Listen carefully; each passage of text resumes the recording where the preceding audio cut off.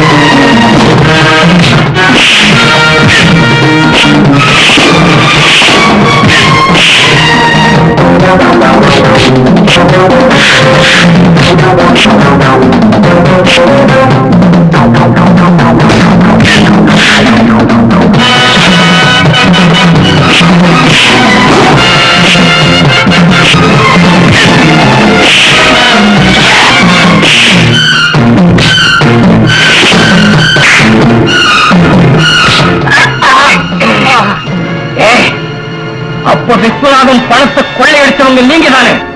இப்ப என் கூட மோத வந்தது எதுக்கு? சொல்லு, சொல்லி விட்டுடு. வேண்டாம், இப்ப சொல்லாம போனா உன் தலை தூள் தூளாயிர. சொல்லு. நான் இல்ல, விஸ்வநாதனை கொண்டது என்னது? விஸ்வநாதனை கொண்டுட்டான். கொலை பண்ணியா? உண்மை சொல்ல.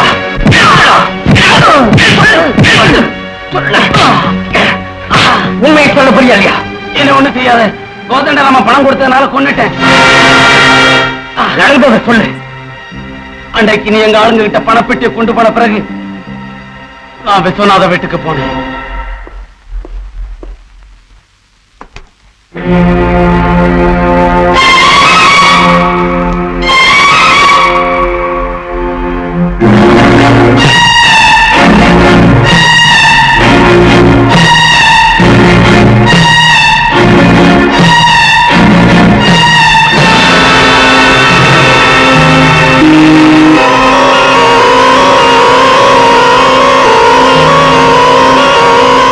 அந்த மாதிரி தூக்கு கயிறை போட்டு விஸ்வநாதனை கொலை செய்ய. உன்னோட நிறைய வேலை இருக்கு. வா.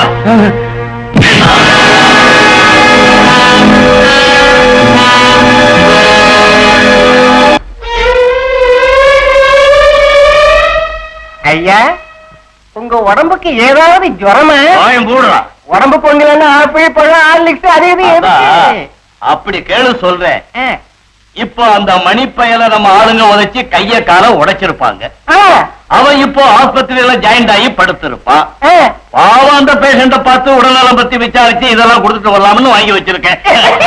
ஒண்ணும் சொல்ல மாட்டோம். நீங்களும் சேர்ந்து செய்ய பழங்களை வாங்கிக்கிறதுக்காக நானே வந்திருக்கேன் மாமா.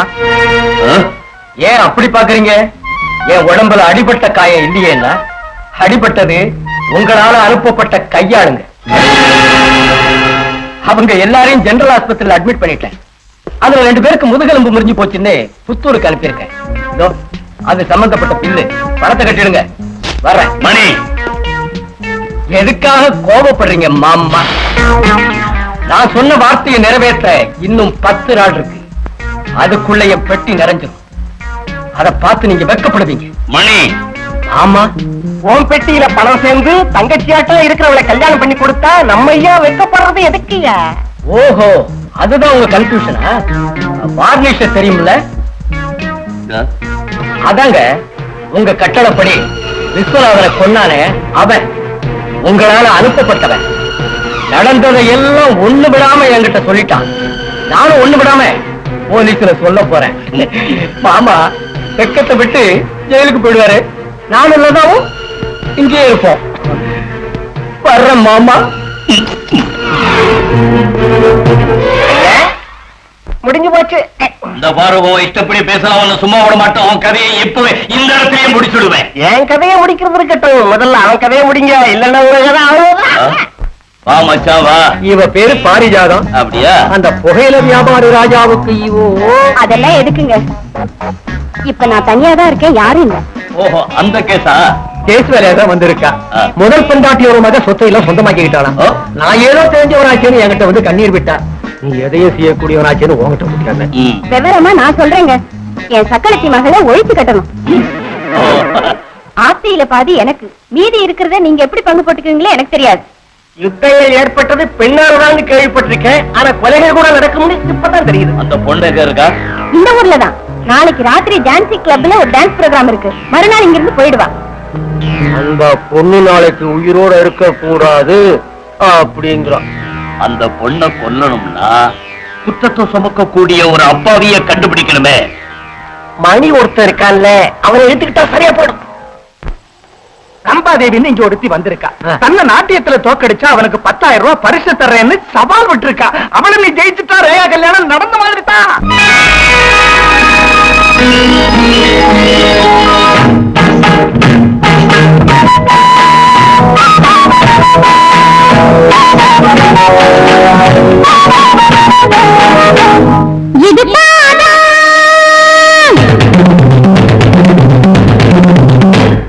இது வாதம்,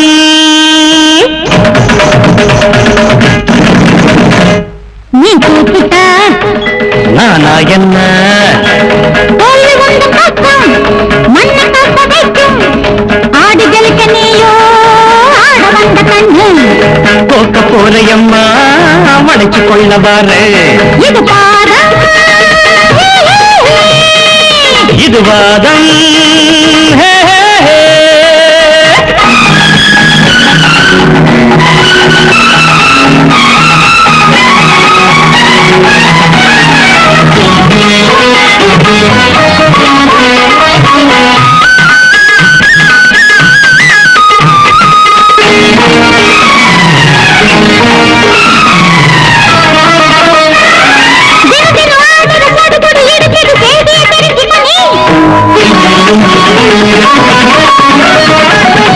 மளமள நாடடி பருவத்தின் திமிருக்கு வைத்தியம் பார்க்கட்டுமா?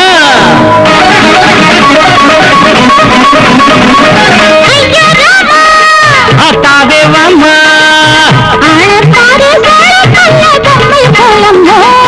ஜானானாலும் ஆண்களை நான் போட்டிக்கு வரலாமோ? வந்து பாலுத்தா.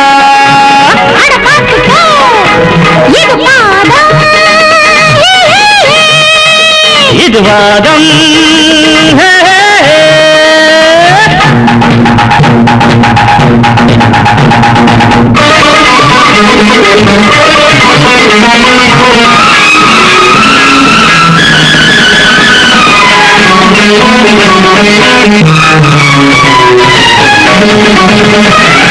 சரி வந்து போட்டு கட்டக்கட்டி மிட்டக்கட்டி நட்டாளம் பார்த்துக்கலி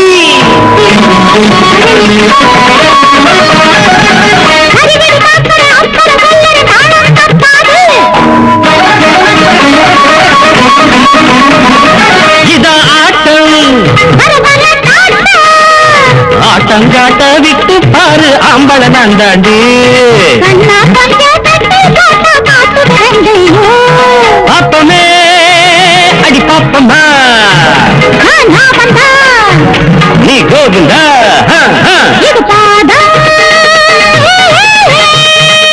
இது வாதம்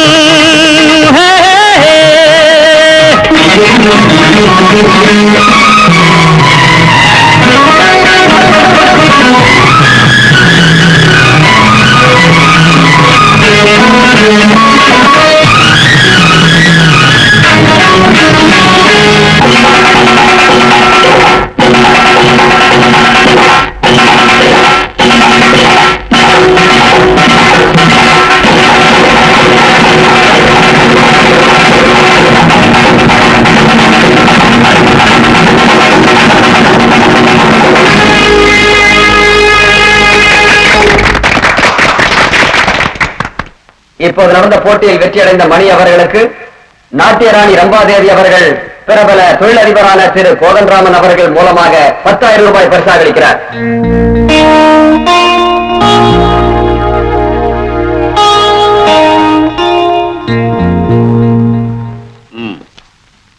உன்னை நான் வாழ்த்துறேன். இந்த 10,000தோட லட்சியம் நிறைவேறும்னு நினைக்கிறேன். 10,000த்துல என் தங்கச்சி ரேகா கல்யாணம் முடிஞ்சு போயிடும். என் கல்யாணத்தையும் நீங்க நடத்தணுமே. நடத்தி வைக்கிறேன், வாங்கிக்க.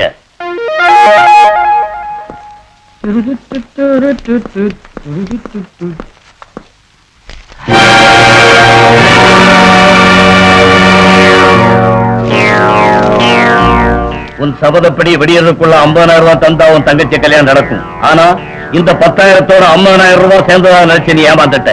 இந்த வெள்ள காயத்தை வச்சு உன்னால என்ன செய்ய முடியும்?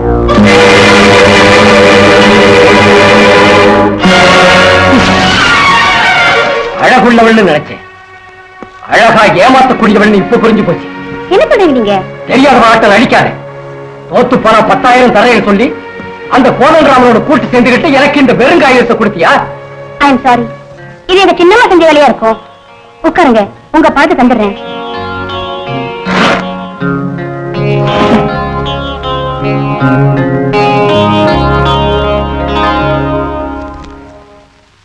தேங்க்யூ.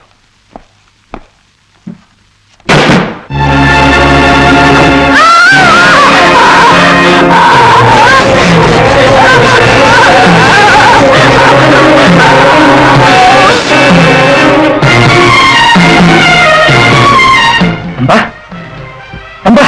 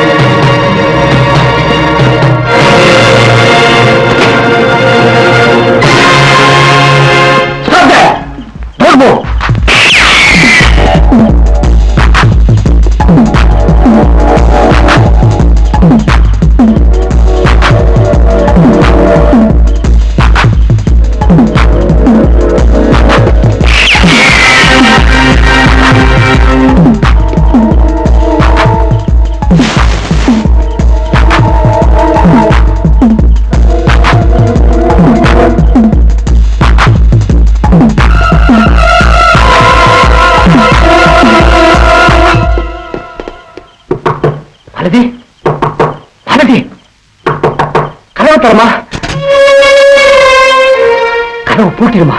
நெல்லு. யாரையாவது கொலை செஞ்சுட்டு வரியா? அந்த பேர் நினைச்சிட்டு அத்தா என்ன சுட்டுட்டாருமா. உண்மை உங்ககிட்ட சொல்லிட்டு போகத்தான் வந்தேன். உண்மை எனக்கு சொல்றியா? கொலைக்காரனுக்கு அடைக்கலம் கொடுக்கறதுக்கு நானும் சாதாரண பொம்பளை இல்ல, ஒரு போலீஸ் ஆபீசர் மனைவி. சபாஷ், அருமையான வார்த்தம்மா. காயம்பட்டு ரத்தம் சிந்தினபடி வீட்டுக்கு வந்த கூட பிறந்தவனை பார்த்து காயம் எப்படின்னா ஏற்பட்டுச்சுன்னு கேட்காம யாரையாவது கொலை செஞ்சுட்டு வந்தியான்னு கேட்டியே. அப்பவே உனக்காக ஏங்கிக்கிட்டு இருந்த அண்ணன் செத்து போயிட்டான். நில்லு. மாப்பிள்ளையா சொந்தங்கிற உறவு கொண்டாடி என்கிட்ட இருந்த தப்பிக்கலாம் நினைக்கிறியா? சொந்தமா? இனி எங்க இருக்கு சொந்தம்? அண்ணான்னு கூப்பிட வேண்டிய வாய் கொலகாரான்னு கூப்பிட்ட பிறகு சொந்தங்கிற வார்த்தைக்கு இடமில்லை. இன்ஸ்பெக்டர், போலீஸ் ஸ்டேஷன் வராவிட்டா சுட்டு வீழ்த்துற பிறகு கொண்டு போவேன். இன்ஸ்பெக்டர், செய்யாத குற்றத்துக்கு என்ன கைது செய்ய பாக்குறீங்க. செஞ்ச குற்றத்துக்கு தண்டனை அனுபவிக்க நான் என்னைக்கும் தயாரா இருக்கேன். ஆனா நான் செஞ்ச குற்றத்தினால ஒரு சகோதரி கல்யாணம் நின்று போய் அவ அனாதை ஆயிட்டான். அவ கழுத்துல 3 முடிச்சு விழற வரைக்கும் என்ன நீங்க கைது செய்ய முடியாது. தள்ளி போக. குற்றவாளியை எதிர்ப்பேனே தவிர அவனை பார்த்து பயப்படுறவன் அல்ல. வழி விடுங்க. உனக்கு இருக்கிற வழி ஒன்னே ஒண்ணுதான், அதான் செய்யும். சரி, உங்க இடையூறுகளை சமாளிச்சுக்கிட்டு நல்ல வழியிலே வெளியே போவேன். அது உன்னால முடியாது. நிச்சயமா இங்க இருந்து போவேன். உங்களால என்ன தடுக்க முடியாது.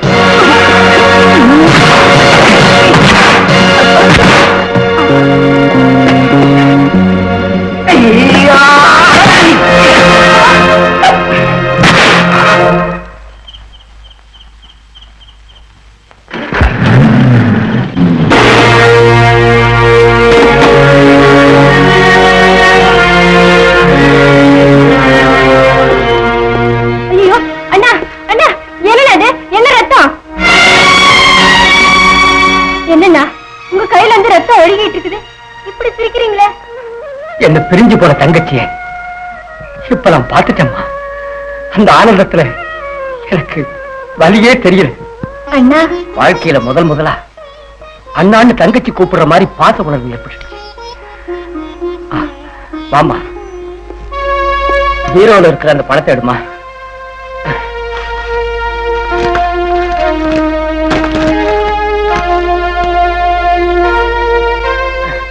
அம்மா, நாராயணனுக்கு நான் தர்றேன்னு சொன்ன பணம் இதோட சேர்ந்து போச்சு. இப்பவே இந்த பணத்தை நாராயணன் கிட்ட கொடுத்துட்டு வரேன். வேண்டாம் அண்ணா, நீ சிந்தின ரத்தத்தால் எனக்கு திலகமிட்டு திருமணம் பண்ண போறியா? அப்படி இல்லம்மா, விஸ்வநாதனுடைய ஆத்மா சாந்தி அடையறதுக்காக நாம் பண்ண சபதத்தின் கடைசி நாள் இது. நீ ஒருத்தனுக்கு துணைவியாக போகும் நாள். அதோட என் லட்சியம் நிறைவேற போற நாளுமா. தப்பி ஓடி போயிட்டானா? உயிரை வாங்கிடுவானே பாரிஜாதா.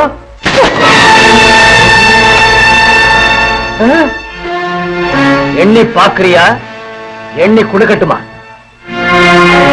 50,000 நம்ம பந்தயத்துக்கு இந்த பணம் செல்ல. எதனாலன்னா இதன் மேல ரத்தக்கரை படிஞ்சிருக்கு. என் ரத்தத்தை சிந்தி அந்த பணத்தை தர்றேன்னு உங்களுக்கு அன்னைக்கே சொல்லியிருக்கேன். ஆனா இப்ப இந்த நோட்டு மேல படிஞ்சிருக்கிறது அந்த ரம்பாதேவி ரத்தம். இல்லன்னு சொன்னா நம்பணுமா? பணத்தையும் வாங்க மாட்டேன், மேரேஜுக்கு சம்மதிக்க மாட்டேன். ஒன்ன சம்மதிக்க வைக்கிறேன். நான் சொன்னபடி தர வேண்டிய பணத்தை தந்துட்டேன். சபதப்படி தங்கச்சிக்கு கல்யாணத்தை நடத்தி காட்டுறேன். அது முடியாது.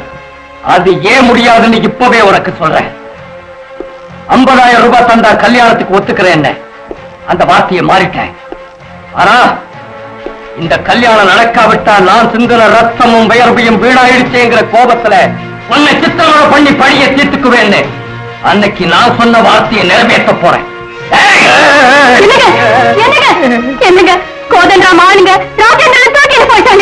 தன் மகள் அவனுக்கு எஸ்டேட்ல வச்சு கல்யாணம் பண்ணி கொடுக்க போறாங்களோ. உயிருக்கு உயிரானோன்னு நினைச்சேன், இப்படி பண்ணிட்டானே. தம்பி மணி, என் பையனை எப்படியாவது காப்பாத்து மணி. காப்பாத்தப்பா, காப்பாத்து.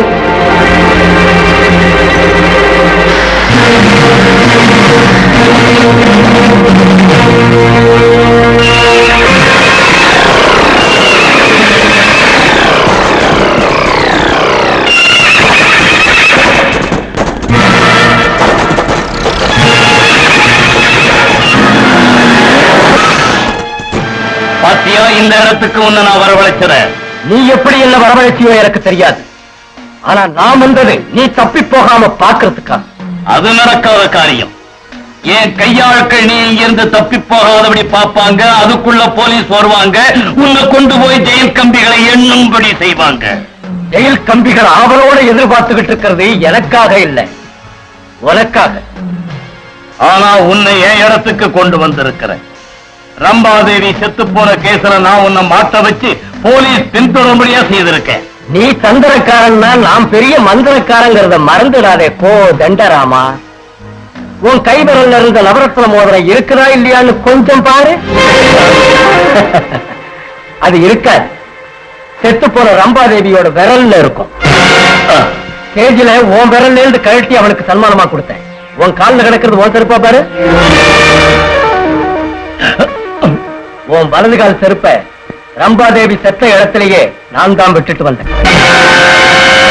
கோதண்டராமா, நீயும் நாராயணனும் சேர்ந்து பேங்க கொள்ளையடிச்சு அதை செய்தது எங்க அப்பா தான் அநியாயமா அவரை சாகடிச்சிங்க. உன்னை பழி வாங்குங்கிறதுக்காக தான் இத்தனை காலம் நிழலா பின்தொடர்ந்தாய். நீ குற்றங்கள் செய்யும்படி செய்த. நீ அப்படிப்பட்ட அறிவாளின்னு தெரிஞ்சுதான் என் மகனை கோதண்டராம கடத்திட்டு போயிட்டான்னு உனக்கு சொல்ல வச்சு உன்னை இங்க வரவழைச்சோம். இப்ப உன் கதையை முடிக்க போறோம். இவன் இங்கேயே சித்திரவதை பண்ணி என் கண்ணு முன்னாலேயே கொள்ளுகிறான்.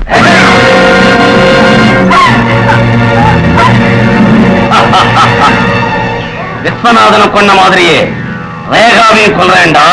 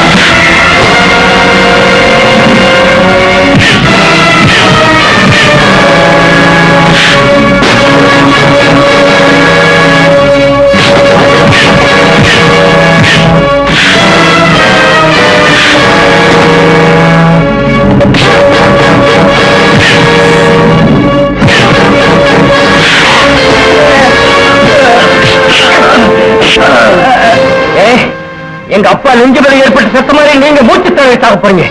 எங்க அம்மா அனாதைய செத்த மாதிரி நீங்க 2 பேரும் அநியாயமா சாக போறீங்க. நீங்க பண்ண துரோகத்துக்கு அக்கிரமத்துக்கு இதுதான் தண்டனை. இதுதான்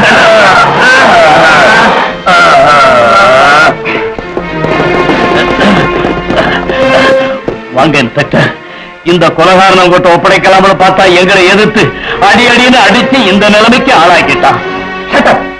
ரம்பாதேவிய பாரிஜாலத்தின் உதவியோட இந்த நாராயணன் எப்படி கொலை செய்தாரோ அதுக்கு தகுந்த சாட்சியங்கள் என்கிட்ட இருக்கு. எங்க அப்பாவுக்கு இந்த கொலையில பங்கு இருக்குன்னு நான் சாட்சி சொல்றேன். இந்த சாட்சி போதுமா இல்ல கோர்ட்ல வேற சாட்சிகளை வரவாய்க்கட்டுமா? பாத்தியா நாராயணா, பார்ட்டியை விட்டு இன்னொரு பார்ட்டியில சேர்றதுக்கு நாம கத்துக்கிட்டோம். நம்ம பசங்களுக்கும் நமக்கு சின்ன டிஃபரன்ஸ். நாம கெட்ட பார்ட்டியோட சேர்ந்துட்டோம், அவங்க நல்ல பார்ட்டியோட சேர்ந்துட்டாங்க. நீ என்ன சொல்ற? நீ ஒரு புரியாத மனுஷன்யா. கல்யாணங்கிறது அக்னி சாட்சியா தான் நடக்கும். ஆனா எங்க கல்யாணத்துக்கு உன் ஆத்மா சாட்சியா இருந்தா போதும். எங்களை வாழ்த்து.